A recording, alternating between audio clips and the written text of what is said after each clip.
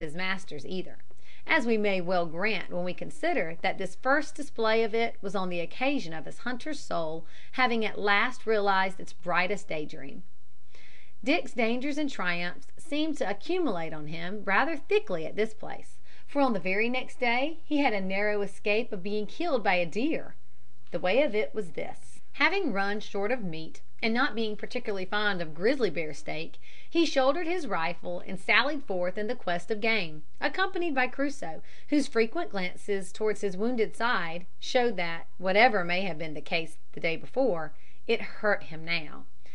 They had not gone far when they came on the track of a deer in the snow, and followed it up till they spied a magnificent buck about 300 yards off, standing in a level patch of ground, which was everywhere surrounded either by rocks or thicket. It was a long shot, but as the nature of the ground rendered it impossible for Dick to get nearer without being seen, he fired, and wounded the buck so badly that he came up with it in a few minutes. The snow had drifted in the place where it stood bolt upright, ready for a spring, so Dick went round a little way, Crusoe following, till he was in the proper position to fire again. Just as he pulled the trigger, Crusoe gave a howl behind him, and disturbed his aim, so that he feared he had missed. But the deer fell, and he hurried towards it. On coming up, however, the buck sprang to his legs, and rushed at him with his hair bristling, knocked him down in the snow, and deliberately commenced stamping him to death. Dick was stunned for a moment, and lay quite still, so the deer left off pommelling him, and stood looking at him. But the instant he moved, it plunged at him again, and gave him another pouncing, until he was content to lie still. This was done several times, and Dick felt his strength going fast. He was surprised that Crusoe did not come to his rescue, and once he cleared his mouth and whistled to him.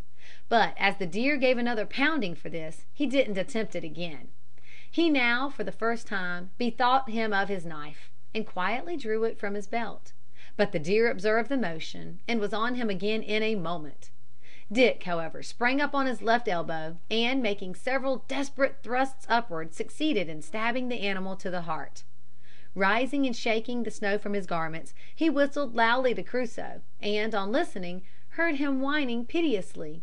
He hurried to the place whence the sound came, and found that the poor dog had fallen into a deep pit or crevice in the rocks, which had been concealed from view by a crust of snow, and he was now making frantic but unavailing efforts to leap out.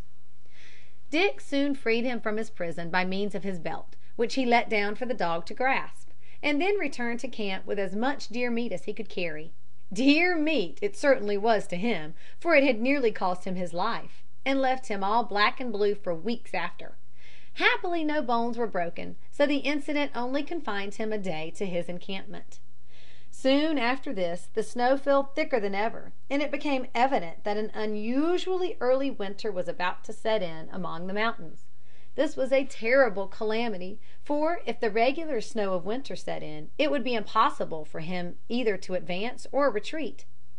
While he was sitting on his bearskin by the campfire one day, thinking anxiously what he should do, and feeling that he must either make the attempt to escape, or perish miserably in that secluded spot, a strange unwonted sound struck upon his ear, and caused both him and Crusoe to spring violently to their feet and listen.